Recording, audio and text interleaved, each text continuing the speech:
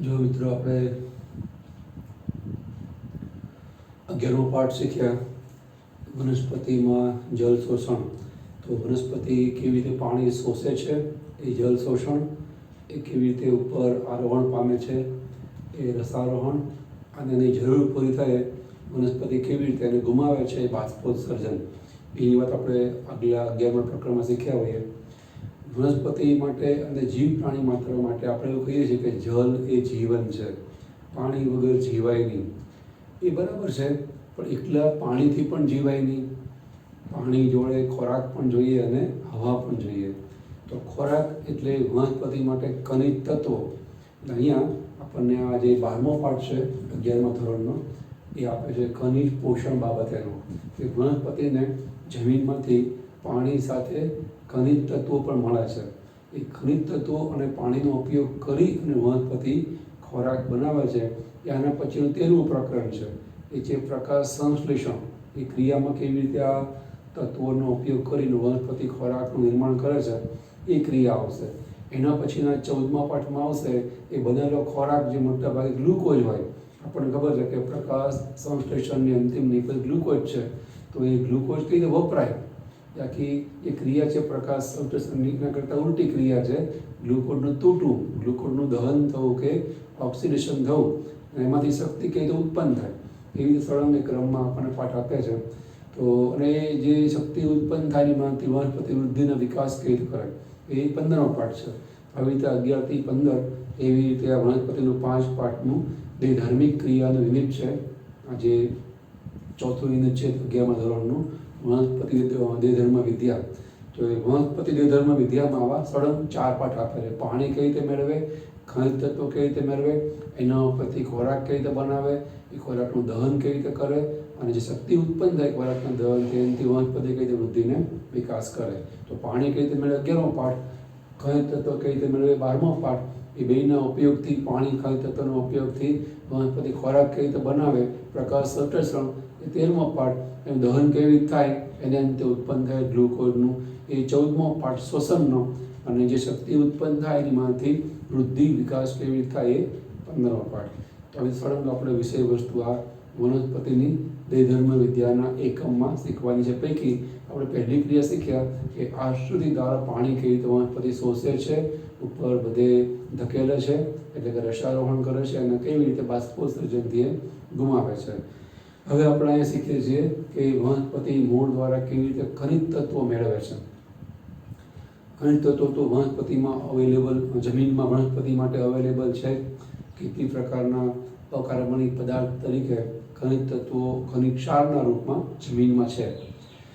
હવે તત્વો તો ઘણા બધા છે, પણ એ તત્વો બધા વનસ્પતિને કામના હોય ના હોય. જેમ કે બહાર ઘણી પ્રકારની ખાવાની વસ્તુ મળે છે. હવે એમાંની અમુક વસ્તુ આપણે જિંદગીમાં ખાધી જ ના હોય તો કે મરી જવાય નહીં. એનો મતલબ કે મળે તો ઠીક છે, મજા આવે, ખાઈએ પીએ મજા કરીએ, ના મળે તો પણ ચાલે. આપણને જરૂરી પ્રોટીન, કાર્બોહાઈડ્રેટ, લિપિડ અને વિવિધ પ્રકારના ખનિજ ક્ષારો છે. ખોરાકમાં એટલું આપણને મળવું જોઈએ, કયા સ્વરૂપમાં મળે છે એ શરીર માટે અગત્યનું નથી. તમે ગમે તેવું ખાઓ છો, એ સ્વાદ ફક્ત આટલી જીભ સુધી જાય છે. અંદર ગયા પછી તો પાચન કરીને શરીર તો એને મુખ્યત્વે પ્રોટીન, લિપિડ, કાર્બોહાઈડ્રેટ્સમાં વિભાગીકરણ કરીને ઉપયોગ કરે છે. સ્વાદથી મતલબ નથી, એ ખોરાકના પ્રકારથી મતલબ નથી, પંજાબી, મદ્રાસ, ચાઇનીઝ, મતલબ છે આપણને મૂળભૂત તત્વો મળવા જોઈએ એનાથી. એટલે એમ વનસ્પતિ માટે પણ જે તત્વો વગર જીવાય નહીં, એ આવશ્યક તત્વો કહેવાય. એના વગર ચાલે તો એ અનાવશ્યક તત્વો કહેવાય. એના વગર જીવન ચક્ર પૂરું થઈ શકે. જેમ કે ઘરની અંદર દિવાલો, બારી, બારણા વગેરે હોવું જોઈએ.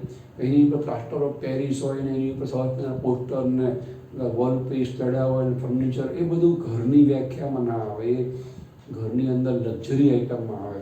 ઘર માટે ઉપર છત, દિવાલો અને બારી બારણા હોય એટલે બહુ થઈ ગયું. એવી રીતે વનસ્પતિના જીવન ચક્રને પૂરું કરવા માટે જે તત્વો છે એ જોઈએ, એના વગર ન ચાલે. તો એ તત્વોને કહેવાય આવશ્યક તત્વો. તો આપણા પાઠમાં એવા આવશ્યક એસેન્શિયલ એલિમેન્ટ્સ, જે તત્વો છે આવશ્યક, એની આપણે વાત કરવાની છે. હવે તત્વો આવશ્યક કેવી રીતે ગણાય છે, તો અહીંયા આપણને આવર્ત કોષ્ટકમાં તો આપણે શીખ્યા છે ઘણા બધા તત્વો છે, 100 ઉપર તત્વો છે. એમાંથી જે જરૂરી છે એવા આવશ્યક તત્વો આપણને બે સાયન્ટિસ્ટે બતાવ્યા છે. એ સાયન્ટિસ્ટનું નામ છે આર્નોન અને સ્ટાઉટ. આર્નોન સ્ટાઉટે એવું આપણને બતાવ્યું કે વનસ્પતિમાં 20 ખનિજ તત્વો છે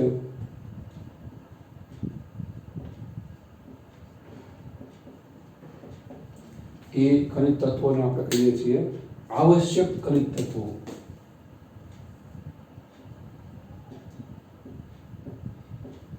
અને એને એટલા માટે આપણે આવશ્યક કહીએ છીએ કે એના વગર વનસ્પતિ પોતાનું જીવન ચક્ર પૂરું કરી શકે નહીં. જીવન ચક્ર આ તત્વો વગર પૂરું ન થાય. પૂરું તો થાય પણ જેવું તંદુરસ્ત રીતે પૂરું થવું જોઈએ એવી રીતે ના થાય. એટલે કે એમાં વૃદ્ધિ વિકાસમાં કંઈ ને કંઈ ખામી કે અડચણ છે એ સર્જાય. તો જે તત્વો વગર જીવન ચક્ર વનસ્પતિનું તંદુરસ્ત રીતે પૂરું ન થાય એને કહેવાય આવશ્યક તત્વ. બીજું, એ તત્વ આવશ્યક એટલા માટે કહેવાય કે જે તે તત્વની જગ્યા બીજું તત્વ ન લઈ શકે. એટલે કે કેલ્શિયમ જરૂર હોય તો કેલ્શિયમ જ ચાલે, એવું ના ચાલે કે કેલ્શિયમ +2 છે તો કેલ્શિયમ +2 ની જગ્યાએ મેગ્નેશિયમ +2 એ તત્વથી ચલાવી લો. એમાં 2 વીજભાર ધન વીજભાર છે અને મેગ્નેશિયમમાં 2 ધન વીજભાર છે. તો એવું નહીં ચાલે. એ તત્વ તો આવશ્યક ના કહેવાય. એના બદલે બીજા ચાલી જતું હોય તો એ તત્વ આવશ્યક ના કહેવાય. એનો મતલબ કે એના વગર પણ ચાલે છે, બીજાથી પણ વનસ્પતિ ચલાવી શકે છે એવા તત્વો હોય, પણ એને આપણે એટલા માટે આવશ્યક ગણતા નથી. હમણાં કીધું આવત કોષ્ટકમાં તો 100 ઉપર તત્વો છે. એમાંથી 20 તત્વો આર્નોલ્ડ અને સ્ટાઉટના મતે એ અતિ આવશ્યક તત્વો છે કે જેના વગર વનસ્પતિ ચલાવી શકે નહીં. ત્રીજું, એ તત્વ છે એ પાછું વનસ્પતિની જૈવિક ક્રિયામાં પ્રત્યક્ષ ભાગ લેતું હોય.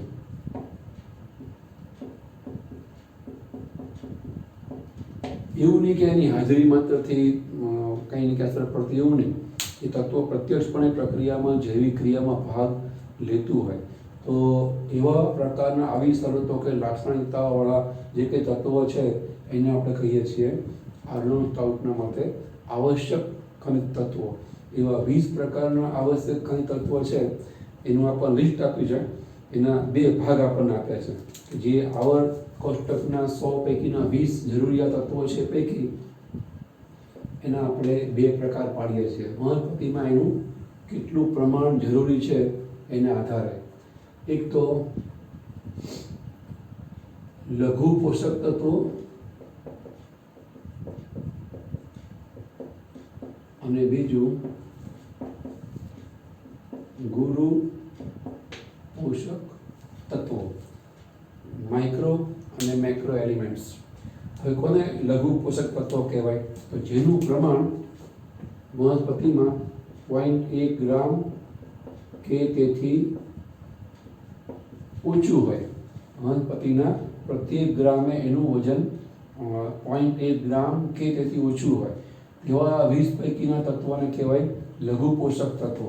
અને જો એનું પ્રમાણ 1 થી 10 મિલીગ્રામ હોય વનસ્પતિના વજનમાં, શુષ્ક વજનમાં, એવા તત્વો કે જેનું પ્રમાણ 1 થી 10 મિલીગ્રામ હોય, 1 ગ્રામે 1 થી 10 મિલીગ્રામ હોય તો એને કહેવાય ગુરુ પોષક તત્વો. બરાબર? 0.1 મિલીગ્રામ કે એનાથી ઓછું હોય એટલે બહુ નહિવત થયું. 0.1 મિલીગ્રામ એટલે વનસ્પતિના પ્રત્યેક ગ્રામના વજનમાં એનું વજન એ 0.1 મિલીગ્રામ પણ નહીં, 0.1 મિલીગ્રામ. એટલે ઘણીવાર આવા તત્વોને આપણે ટ્રેસ તત્વો કહીએ છીએ. ટ્રેસ એટલે લેસ. ટ્રેસનું ગુજરાતી આપણે લેસ પણ ગુજરાતી કરી શકીએ. લેસ એટલે નહિવત, થોડુંક જ, જરાક એટલું જ પ્રમાણમાં આપણને વનસ્પતિમાં જોવા મળે. તેને કહેવાય લઘુ પોષક તત્વો અને આને કહેવાય ગુરુ પોષક તત્વો. 20 પૈકીના અંદાજે 10 તત્વો છે એ લઘુ પોષક તત્વો છે અને 10 તત્વો છે એ ગુરુ પોષક તત્વો છે. એનું તમને લિસ્ટ યાદ રાખવાનું આ રીતે: cobalt, boron, nickel, iron, vanadium,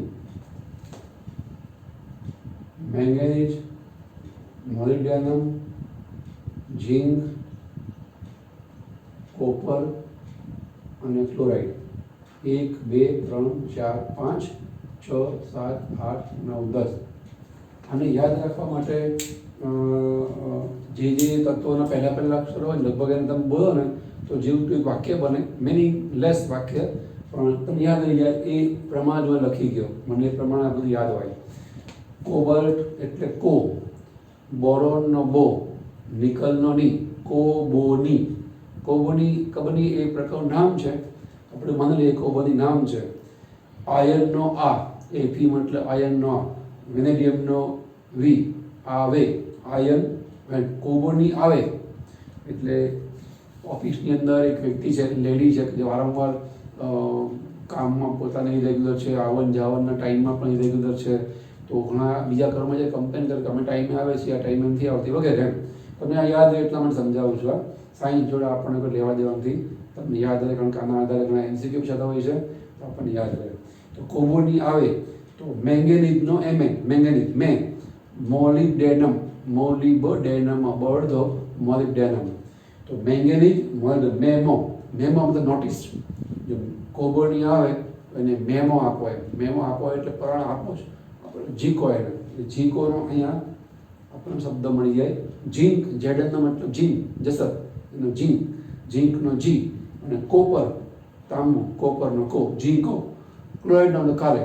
કોબોની આવે તો મેમો, જીકો, કાલે. એ અર્થમાં મને આ બે તત્વો યાદ રહી ગયા છે. એ તત્વોને કહેવાય લઘુ પોષક તત્વો, જે 10 તત્વો વનસ્પતિમાં 0.1 મિલીગ્રામથી પણ પ્રમાણ ઓછું એનું હોય, બધું 0.1 મિલીગ્રામ. જે 10 તત્વો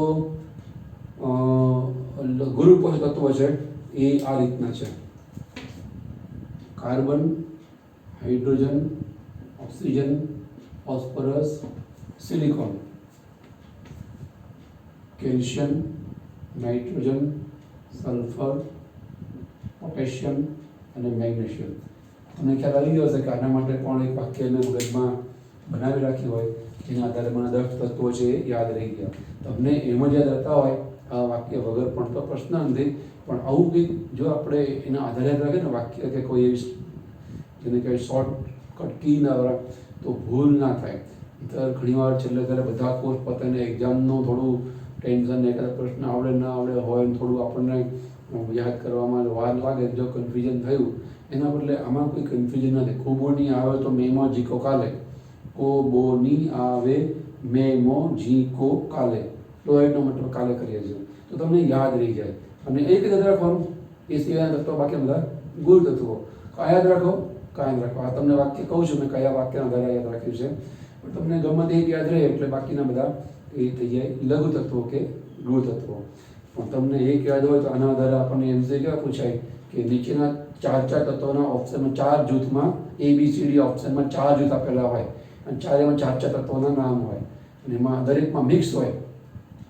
ગુરુ અને લઘુ તત્વના સિમ્બોલ મિક્સ હોય. એકમાં એટલા ગુરુ ના હોય ને આપણે 4 ઓપ્શનમાંથી એટલા ગુરુ પોષક તત્વોનું જૂથ કયું, વિકલ્પ કયો, અથવા એટલું લઘુ પોષક તત્વોનું જૂથ કયું, એટલું લઘુ પોષક તત્વોનો વિકલ્પ કયો સાચો છે, બરાબર, એવું પૂછાય.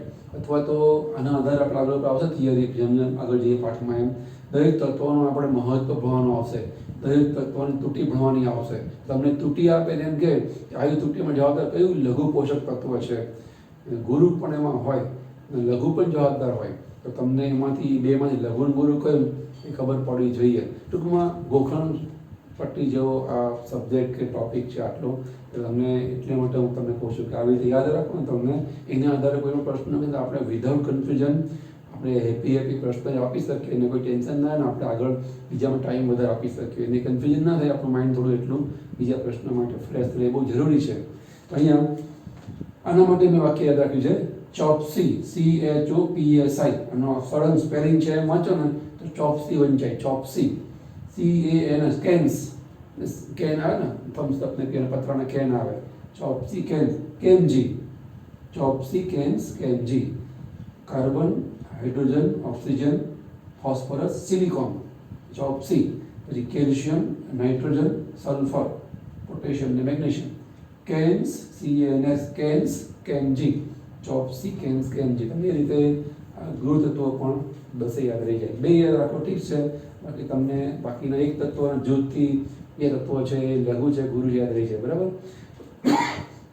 આવી રીતે કુલ 20 આવશ્યક તત્વો પૈકીના 10 ને કહેવાય લઘુ પોષક તત્વો, બાકીના 10 ને કહેવાય ગુરુ પોષક તત્વો. આવી રીતે આ તત્વો છે એને આપણે બીજી રીતે પણ 4 જૂથમાં આપણે વહેંચીએ છીએ.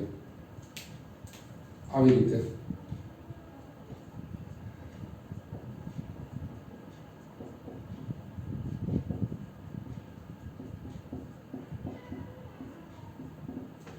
ચાર ભાગમાં આપણે એને વહેંચીએ છીએ.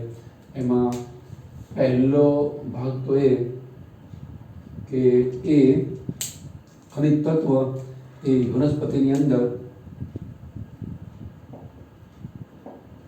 એનું રચનાત્મક મહત્વ હોવું જોઈએ. એટલે કે વનસ્પતિમાં એ કોઈને કોઈ રચનામાં ભાગ લેતો હોવો જોઈએ. વનસ્પતિમાં આપણે અહીંયા એક્ઝામ્પલમાં આપી છે રચનાત્મક ભાગની અંદર 3-4 તત્વો આપે છે, જેમ કે કાર્બન, હાઇડ્રોજન, ઓક્સિજન, નાઇટ્રોજન વગેરે. અથવા તમને ખ્યાલ છે કે કેલ્શિયમ છે ને એ વનસ્પતિની કોષ દિવાલમાં કામ લાગે. આપણે 8મા પાઠમાં અગાઉ કોષ રચનામાં જોયું હતું કે આમ તો કોષોની કોષ દિવાલ તો વનસ્પતિમાં બની હોય છે સેલ્યુલોઝની, પણ 2 કોષો પાસે ગોઠવાય એની વચ્ચે મધ્ય પટલ છે ને એ કેલ્શિયમ અને પેક્ટિનના મિશ્રણથી કેલ્શિયમ પેક્ટેટથી બને. તો વનસ્પતિમાં કોષ દિવાલનો મધ્ય પટલવાળો ભાગ છે કેલ્શિયમ જોઈએ. તો એ રચનાત્મક ભાગ કહેવાય. બનાવવામાં વપરાય, રચના બનાવવામાં કોઈ એની અંદર અંગિકા બનાવવામાં, કોષ દિવાલ, કોષ પટલ બનાવવામાં જે બધા વપરાય એ બધાને કહેવાય રચનાત્મક તત્વો. તો આ બધા તત્વો છે કાર્બન, હાઇડ્રોજન, ઓક્સિજન, નાઇટ્રોજન, એ બધા એના રચનાત્મક તત્વોની અંદર આવે. તો કાં તો જે તત્વો છે 20 આવશ્યક તત્વો એ કાં તો વનસ્પતિમાં કોઈને કોઈ રચનામાં સંકળાયેલા હોય અથવા તો ક્રિયાત્મક ભાગ લેતા હોય. જેમ કે કાં તો એ તત્વ છે એ કઈ ક્રિયા, તો શક્તિ,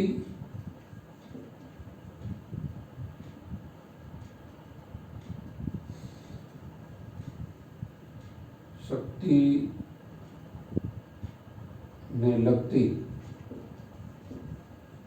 ક્રિયામાં એનું મહત્વ હોય. બરાબર.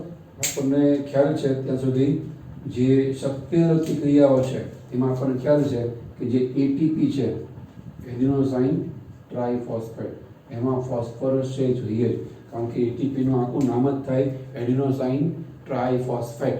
એટલે એમાં ફોસ્ફરસ વગર ચાલે નહીં. અને આપણે અગાઉ થોડું શીખ્યા છે કે દુનિયાભરના સજીવોમાં શક્તિનું ચલણ છે એડિનોસાઇન ટ્રાઇફોસ્ફેટના રૂપમાં જ છે. ATP છે એ જ આપણને શક્તિ છે આપે છે. એવી રીતે આ જે ખોરાક બને, જે હરિત દ્રવ્યની અંદર, હરિત દ્રવ્યની મદદથી હરિતકણની અંદર, હરિતકણમાં હરિત દ્રવ્ય હોય તો એની અંદર મેગ્નેશિયમ છે એ તત્વ જોઈએ. હરિત દ્રવ્યના બંધારણમાં મેગ્નેશિયમ હોય અને મેગ્નેશિયમ તે ગ્લુકોઝ રૂપી ખોરાક છે.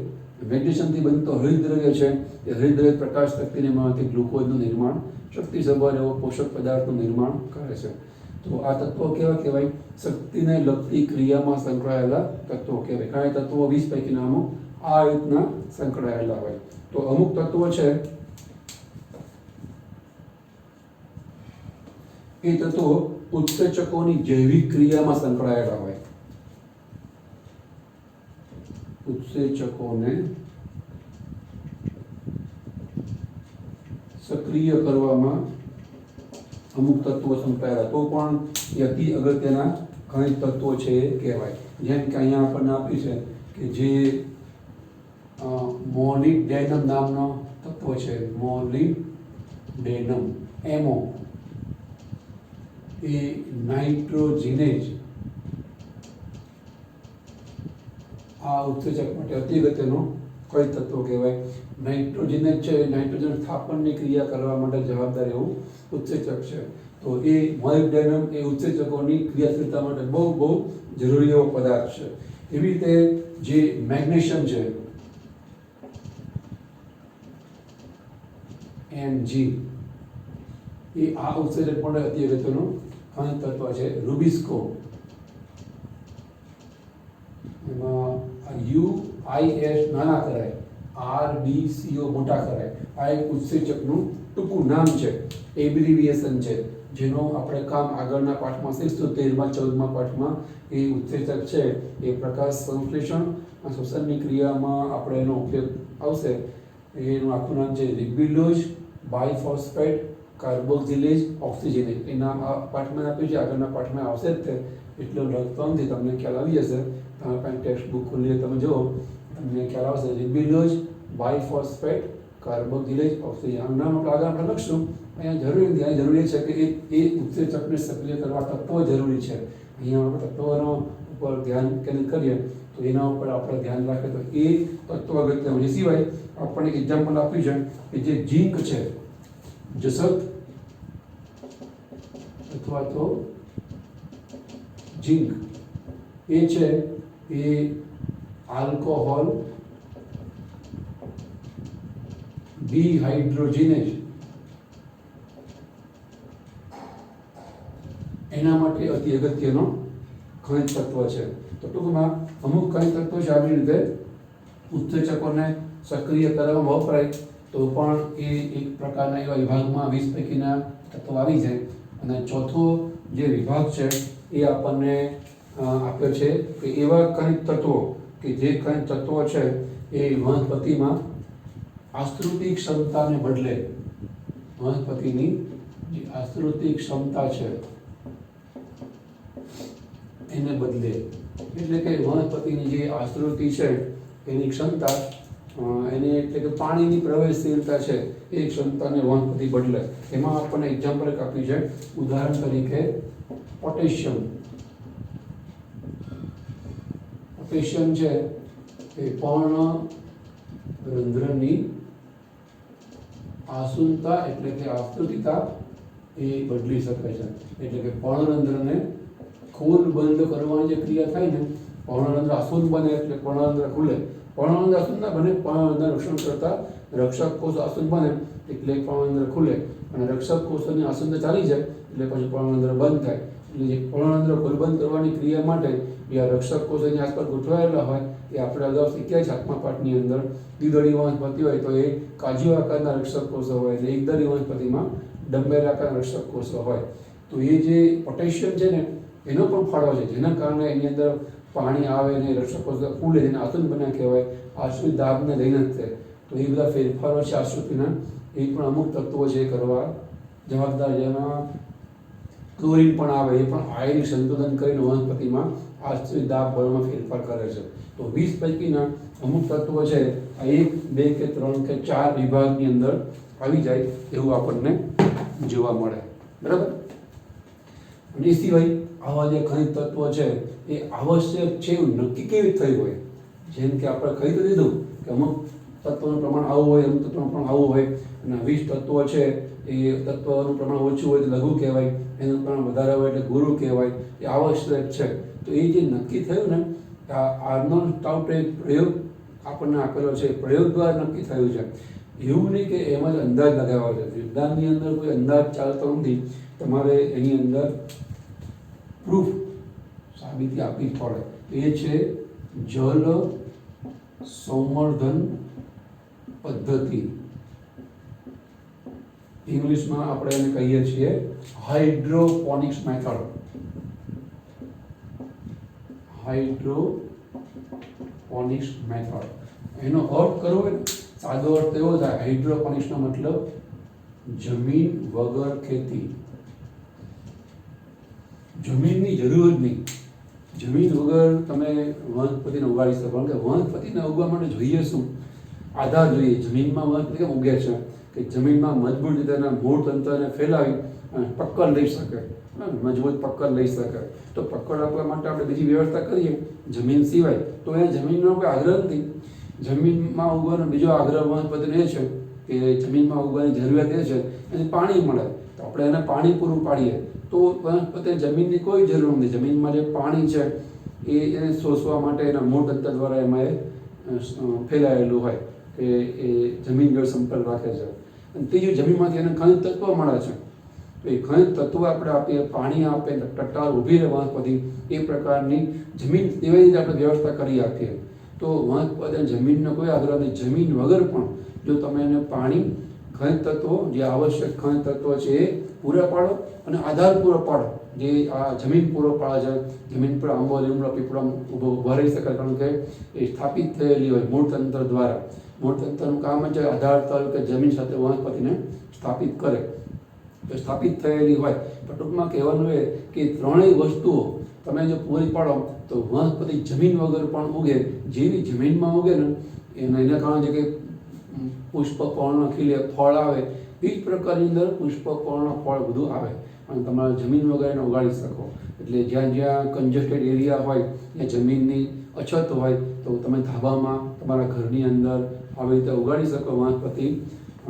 એ પદ્ધતિને કહેવાય જળ સંવર્ધન પદ્ધતિ, અથવા તો એને કહેવાય હાઇડ્રોપોનિક્સ મેથડ.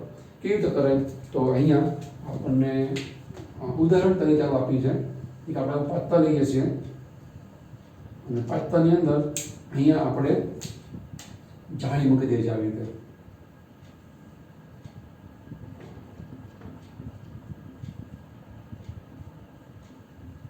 અને એની અંદર આપણે આ 20 તત્વોનું દ્રાવણ નાખીએ છીએ, જેને આપણે પોષક દ્રાવણ કહી શકીએ.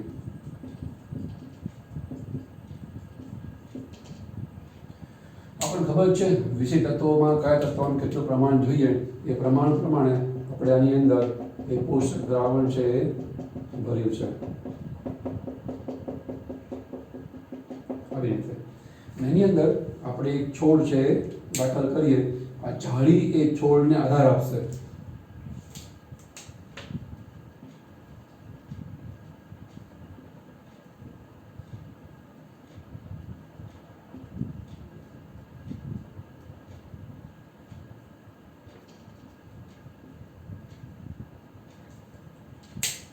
એની ઉપર એક નાનું એવું પુષ્પ બતાવવું હોય. અહીંયા નીચેની બાજુએ એનું આ મૂળ તંત્ર છે.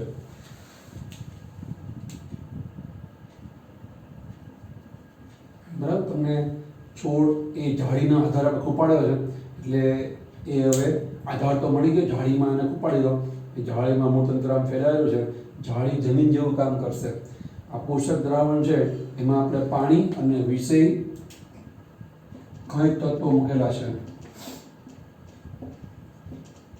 એટલે વનસ્પતિને જમીનમાંથી પાણી મળતું એ મળી જાય છે, ખનિજ તત્વો મળવા જોઈએ એ મળી જાય છે, આવશ્યક બધા તત્વો અને આધાર પણ જાળીના કારણે એને મળી જાય છે.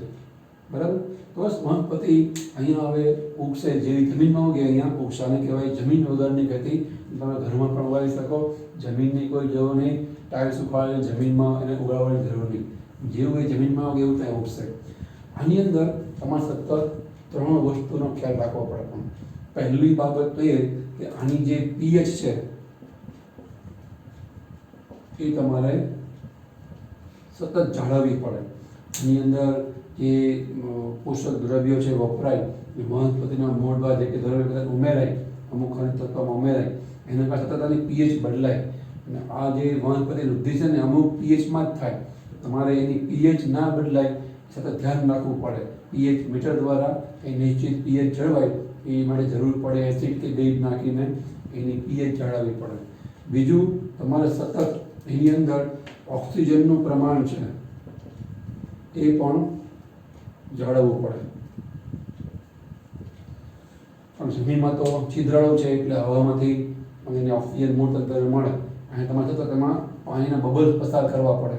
એ માટે અહીંયા આપણને ચોપડીમાં એક સાધન આપ્યું છે કે આવી એક પાઇપલાઇન છે આવી રીતે.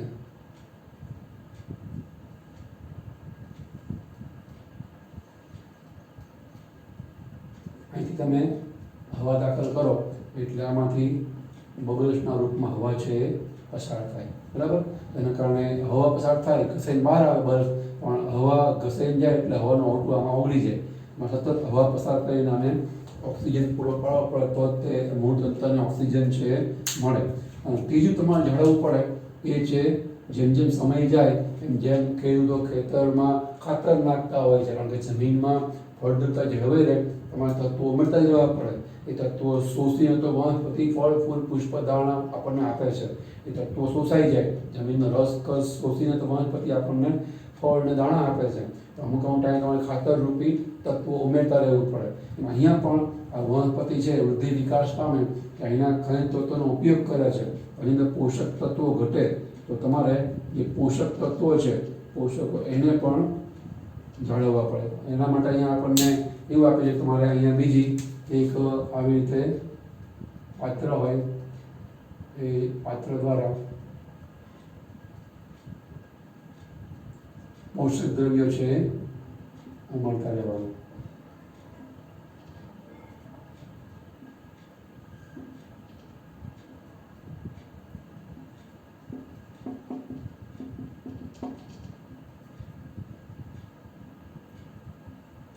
બરાબર.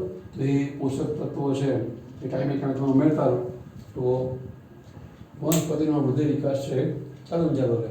તો આને કહેવાય જળ સંવર્ધન પદ્ધતિ અથવા હાઇડ્રોપોનિક્સ અથવા જમીન વગરની ખેતી. એકચ્યુઅલી આ પદ્ધતિનો ઉપયોગ કરી અને આર્નોલ્ડને સ્ટાઉટે આપણને સમજાવ્યું છે કે આ વિશેષ તત્વો અતિ અગત્યના છે. હવે આ પ્રયોગ દ્વારા એ સાબિત કેવી કરે કે આ તત્વ અગત્યનું છે એ આપણે નેક્સ્ટ ટાઈમ જોઈએ છીએ. હાઇડ્રોપોનિક્સની 2-3 પ્રકારની મેથડ પણ હોય છે, એ બધું આપણે નેક્સ્ટ ટાઈમ જોઈશું. અહીંયા આપણે રાખીએ છીએ.